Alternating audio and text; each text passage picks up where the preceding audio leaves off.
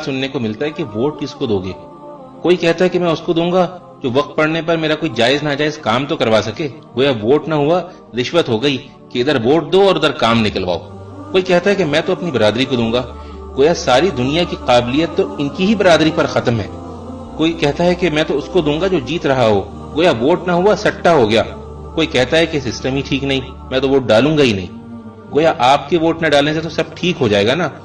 تو بھائیوں, کیا آپ نے اللہ کا حکم نہیں سنا کہ امانتیں اہل امانت کے سپرد کر دو؟ ووٹ ایسے ایماندار آدمی کو دینا چاہیے جس کے حوالے آپ اپنے گھر کی چابیاں بھی کر سکیں. اگر آپ اپنے گھر کی چابیاں اس کو نہیں دے سکتے تو اتنے بڑے ملک کے خزانے کیسے آپ اس کے حوالے کر سکتے ہیں؟ ووٹ ایک گواہی بھی ہے. اللہ نے فرمایا ہے کہ انصاف کی گواہی دینے والے بنو. جس شخص کے حق میں آپ ووٹ ڈالتے ہیں تو در حقیقت آپ اس بات کی گواہی دیتے ہیں کہ وہ امانت, دیانت اور حکومت کے امور چلانے کی قابلیت رکھتا ہے. اور ووٹ نہ ڈالنے والے وہ بھی اللہ کے اس فرمان کو یاد رکھیں کہ اس شخص سے بڑا ظالم اور کون ہوگا جس کے ذمے اللہ کی طرف سے گواہی ہو اور وہ اسے چھپائے.